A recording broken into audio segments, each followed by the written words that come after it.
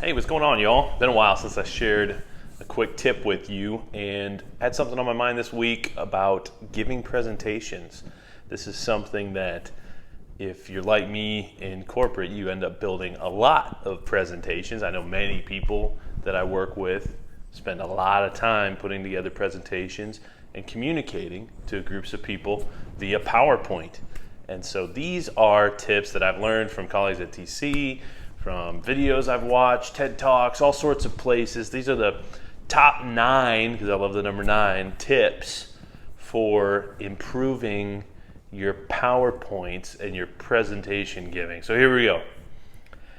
Number 1, don't worry about the number of slides. Everybody's always worried about the number of slides, and what this causes you to do is cram way too much information into a slide.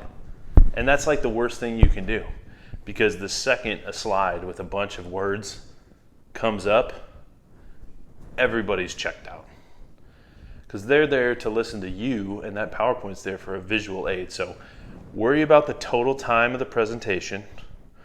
Don't worry about the number of slides. Understand you can't always do that. Sometimes you're told a certain number of slides. But remember, PowerPoints, again, visual aid. Number 2, which kind of tags on the same thing, as few words as possible. As few words as possible. People don't want to sit there and read. If they did, they'd have you write a paper and hand it to them. And I really wish we would get back to having sort of a handout, supplementary, paper outline format in like a Word document, versus having all these hundreds and hundreds of pages of PowerPoints just full of text. It is not an effective way to communicate a lot of written, verbal information that's textually written. PowerPoint is intended to be a visual aid, and we need to get back to using it like that. So that's number 3. Use it as a visual aid. It's not your notes. It is to enhance what you're doing. So use it as a visual aid. Don't use it as your notes. Number 4, it should actually enhance the memorability and the communication you're trying to get across. It should be an enhancement to what you're going to say, which means, you need to be prepared to say what you're going to say. You can have other notes, other clues, but the PowerPoint is not intended to be your notes. Number 5. This is one that's kind of odd. I heard it. It's helped. There's psychology behind it. I'll let you look that up on your own. Colors mean things. And number 5 is always frame yourself and your background in blue, which can be challenging if you've got organizations that have PowerPoint templates, maybe that have their background in white. I highly recommend, and there's plenty of science behind this, framing yourself in blue gives you a ton of credibility. Do it when you can. Obviously, you got to follow templates. You got to do things. So do what you got to do for your situation. But framing yourself and your background of your slides in blue. In addition to that, always, always, always dark background, light font, aka dark mode on your slides. You want things to pop.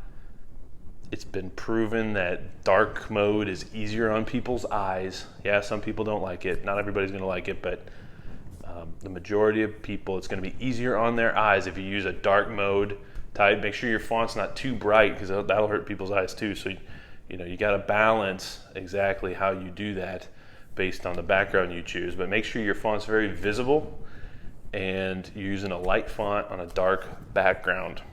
Know what colors mean. Colors are really impactful. For example, I saw a slide deck recently, and it was showing that a bad thing was happening, and they had that box in green. And I'm like, why is that green? And there might be a reason. Maybe they didn't think about it. Maybe it came in the thing that they, some other program, it just automatically made it green. I don't know. But that bad thing, it needs to be a red or some yellow or some other color that indicates a hazard. Green means good. Green means go. And there's different colors that mean different things, certain feelings. Actually, picking backgrounds, I said always frame yourself in blue. Depending on what you're doing and where you're going, maybe you choose a dark gray background or even a black background. There's different colors are good for different situations. A lot of science behind that too. Go do some research into that. Understand too that not only do colors mean different things to different people, but words and the visuals are going to mean different things to different people. So validate them. This is a tip I learned from Tony Watley.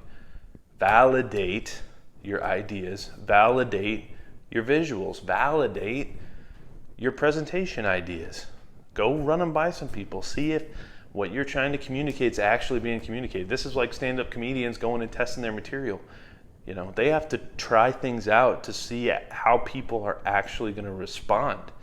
It might be the best message ever, but if they don't know exactly how they need to communicate it, it's not going to get across. So test your ideas, pick some, spot check people, and make sure that it's going to actually communicate. Your visuals are going to communicate what you want them to. Number 9, most important, prepare. And again, I don't do all these perfect. These are things I'm learning. They're things I'm working on.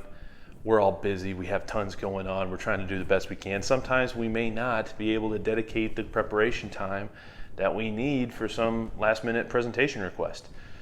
You got to work within your constraints, but the more you can be prepared for a presentation to where you know what you need to say, when you're going to flip slides, when you're going to pass off and get back, you've rehearsed it, you're prepared, it's seamless, it's effortless. People are going to watch you and go, man, that was really easy and effortless, and they might not even notice, but that's good. That's what you want. The worst thing you want is when you're sitting in a presentation and people are fumbling, they're going back and forth. I had an incident this week. I got really frustrated because I was prepared and we had technical difficulties. I got internet problems and connectivity problems in my new house I'm working through, and I could not get to share some of the visuals that I had that were really going to help me communicate some things, and it was challenging to work through that. I had to audible. So if you're not prepared, it's going to be a lot harder to call that audible. So you need backup plans. You need to work through with the people you're presenting with. Y'all need to be rehearsed so okay, if something goes wrong in my portion of it, I'm going to pass off to you. And as you do more of these, you'll get better at it, at winging it. You watch guys like pro football players they're so prepared. They know, okay, if the defense does this, I'm going to call this play, switch this play up, call this audible, whatever. It's the same thing in anything you're doing, especially giving presentations. You need to be prepared to call those audibles and be ready to react and take action when the situation changes. So those are my 9 tips for building better PowerPoints. Hope you enjoyed them. Y'all keep going and leading everything. Check out goleadeverything.com. Have great guests coming up on the podcast this week. So if you know 3 people that would get some value out of the Go Lead Everything podcast, the movement, and what we're doing here at GLE, feel free to share this with them. Share goleadeverything.com with them, and y'all keep going and leading everything.